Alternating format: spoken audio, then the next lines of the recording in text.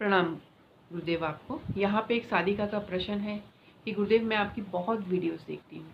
कहीं तो आप प्रेम के बिल्कुल खिलाफ है और कहीं आप कहते हैं कि प्रेम में बिल्कुल बह जाए। ऐसे दो चीज़ मैंने आपकी देखी, मतलब इसमें क्या समझूं मैं कुछ समझ नहीं पा रही। कृपया करके आप इसमें थोड़ा सा विस्तार पूर्वक समझाएं। प्रणाम आपको और प्रणाम आप सभी को।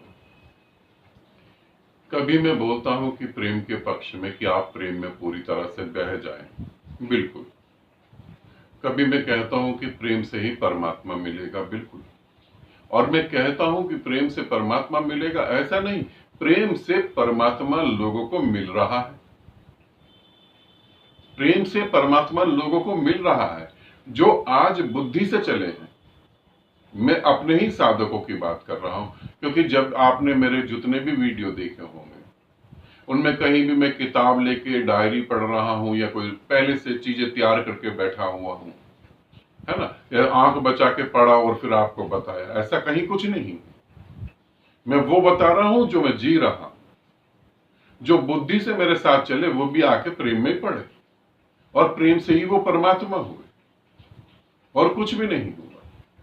तो जब मैं कहता हूं कि प्रेम में डूब जाए और परमात्मा हो जाए तो मैं बिल्कुल ठीक कह रहा हूं। मगर जब तुम प्रेम करते हो तो तुम प्रेम कहां से करोगे? थोड़ा इसे समझो। तुम चंडीगढ़ में रहते हो, मैंने कहा तुम मेरे घर आ जाओ मिलने मुझसे। अब तुम चंडीगढ़ में रहते हो, मैंने कहा तुम मुझसे मिलने मेरे घर आओ। अब तुम कहोगे कि मैं कलकत्ता से गुरुदेव आपके पास आऊंगा,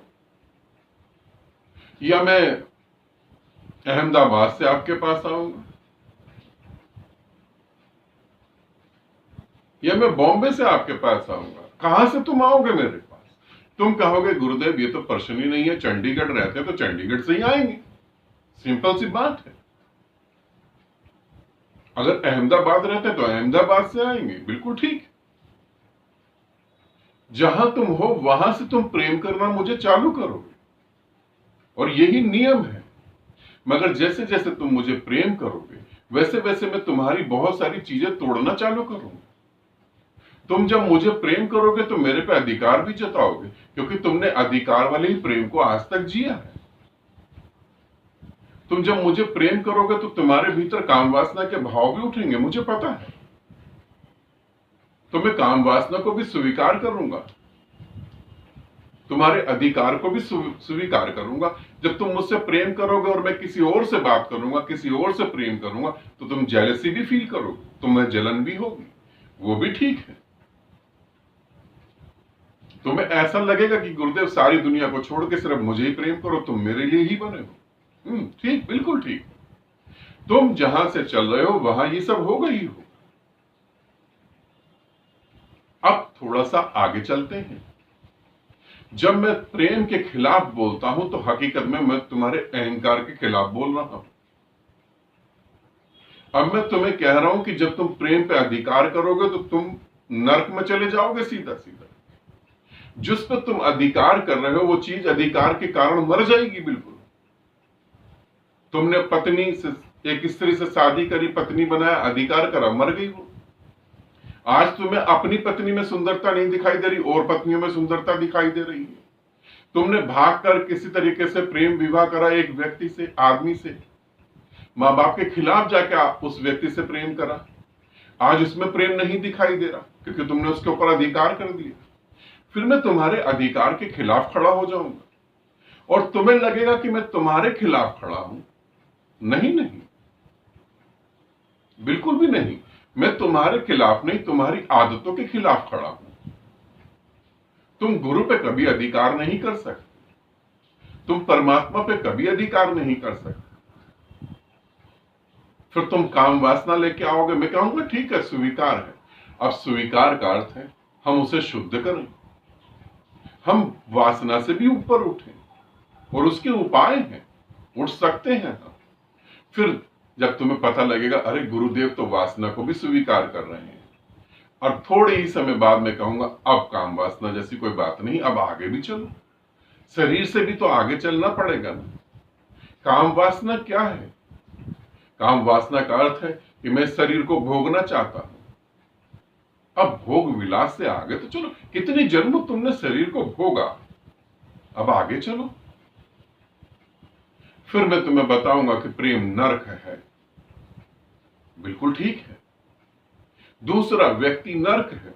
जब तुम प्रेम में पड़ोगे तो गुलामी करनी पड़ेगी। अब मैं तुम्हारे प्रेम को तुम पर वापस ला रहा हूं। अब मैं तुम्हें कह रहा हूं, जो तुम्हें प्रेम में मिला था तुम स्वयं अपने भीतर ढूंढो, तुम्हारे भीतर भी वही तो है। यदि जीसस के अंदर से प्रेम बह रहा होता तो जिन्होंने जीसस को सूली पर चढ़ाया उन्हें प्रेम क्यों नहीं दिखाई दिया? फिर उन्हें भी तो दिखाई देना चाहिए, ना चढ़ाते सूली पर। प्रेम तुम्हारे भीतर है। हां, पहल ऐसे हो सकती है, फिर मैं तुम्हारे ही ऊपर तुम्हारे प्रेम को ले जाऊंगा, और जब मैं ले जाऊंगा तब मुझे बहुत सारी चीजें हटानी पड़ेंगी। तुम्हारे अहंकार को तोड़ना पड़ेगा, क्योंकि जब तक अहंकार नहीं टूटेगा तब तक घटना घटेगी नहीं। फिर तुम्हारा यह कहना कि गुरुदेव आप मेरे ही हो, बस सिर्फ मुझसे प्रेम कर सकते हो, किसी और से नहीं। यहां तुम गुरुदेव की आजादी छीन लो और वहां तुम्हारी आजादी गुरुदेव अगर छीन ले तो गुरुदेव ही कह दे कि ठीक है, आज से तुम मेरी हो गई, बस किसी और की नहीं, कभी सांस नहीं लेना मेरे बिना, तो तुम चक्कर में पड़ जाओ। हम सभी दूसरों को गुलाम बनाना चाहते हैं, स्वयं किसी के गुलाम नहीं बनना चाहते।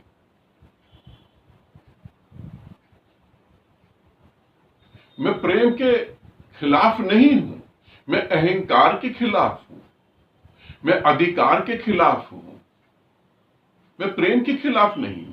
मैं तो, तुम अगर ध्यान से देखो, इस पृथ्वी पर ऐसा कोई गुरु नहीं होगा जो तुम्हारी काम वासना को भी स्वीकार करे, तुम्हारे क्रोध को भी स्वीकार करे, तुम्हारी ईर्ष्या को भी स्वीकार कर ले, तुम्हारे अहंकार को भी स्वीकार करे। ऐसा तुम्हें कहीं गुरु मिल ही नहीं सकता, है ही नहीं। मैं सब स्वीकार कर रहा हूं ताकि उसे सुधार सकूं, उसे निखार सकूं। मैं प्रेम के खिलाफ नहीं, मैं अहंकार के खिलाफ हूं। और जब तक अहंकार है तब तक तुम प्रेम नहीं कर सकते। और प्रेम की बात मैं तो तुम्हें सीधे सीधे साफ साफ शब्दों में कहता हूं, इसको अपने खून में बस जाने देना। और ये मेरी घोषणा है पूरी तरह से, जो मुझे प्रेम नहीं कर सकता परमात्मा उसे कभी प्रेम नहीं करता। जो मुझे प्रेम करता है परमात्मा उसे ही प्रेम करता है। जो मेरे बारे में सोचता है परमात्मा उसके बारे में सोचता है।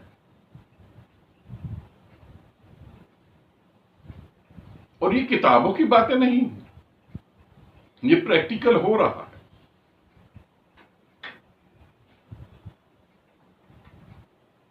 जो मेरी सांस के साथ जिएगा परमात्मा उसके साथ जिएगा।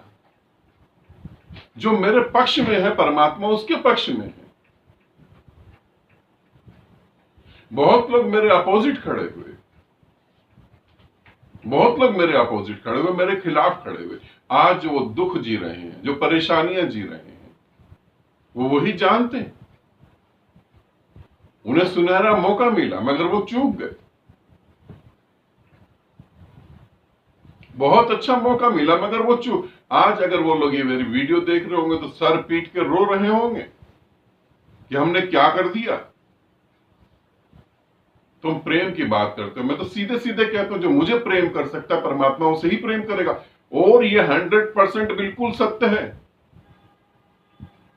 मेरे खिलाफ जाके तुम परमात्मा से प्रेम कभी नहीं कर पाओगे। मैं द्वार हूं उस परमात्मा का, तुम्हें जाना होगा तो मेरे भीतर से ही जाना होगा। और मेरे भीतर से जब ही जा पाओगे जब तुम्हारा सर झुका होगा। यदि तुम्हारा सर ना झुका हुआ तो तुम मेरी चौखट से निकल नहीं पाओगे। इसे ध्यान रखना। मैं प्रेम के खिलाफ बिल्कुल नहीं हूं। इस पृथ्वी पर जब तक मानव जाति रहेगी, इस पृथ्वी पर जब तक मानव जाति रहेगी और जब वो परमात्मा को पाएगी, निराकार के साथ एक होगी, मेरा ये वचन है वो प्रेम से ही घटेगा, बिना प्रेम के घट ही नहीं सकता। प्रेम किसी भी धर्म जाति को नहीं मानता। आप ध्यान रखना इस बात का, प्रेम किसी भी धर्म को नहीं मानता और सभी धर्म प्रेम को मानते हैं। सभी धर्म एक दूसरे के साथ जुड़ने की बातें करते हैं। सभी धर्म कहते हैं कि एक दूसरे के प्रति प्रेम में हो जाओ, मगर प्रेम किसी भी धर्म की बात नहीं करता। तो मैं प्रेम के तो पूरा पक्ष में हूं, मगर तुम मुझे काम तो करने दो।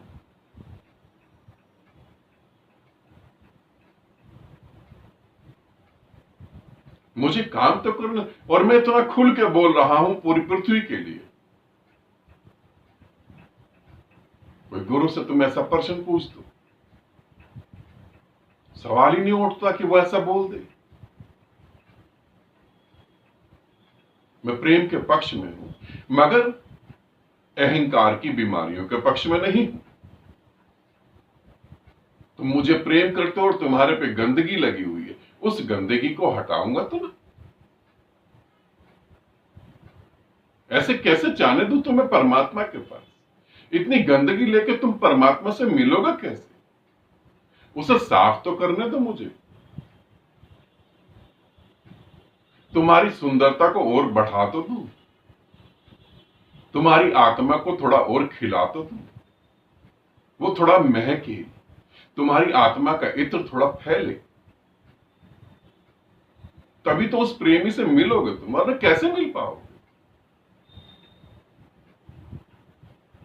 साधारणता किसी शादी में, पार्टी में किसी से मिलने जाना होता है तो कैसे तुम सजते हो, कैसे अपने को निखारते हो, कैसे अपनी सुंदरता को बढ़ाते हो। ये साधारणता। परमात्मा से मिलन। मैं तुम्हारा आईना हूं। इस आईने में जब तक तुम कुरूप दिखोगे तब तक तुम मुझसे तो न मिल पाओ। जिस दिन इस आईने में तुम सुंदर दिखोगे, पवित्र दिखोगे, शांत दिखोगे, तभी तुम आगे जा पाओगे। मैं प्रेम के पक्ष में हूं, अहंकार के नहीं। ठीक है, आनंदित रहो, सदा खुश रहो। बहुत बहुत प्रेम आप सभी को।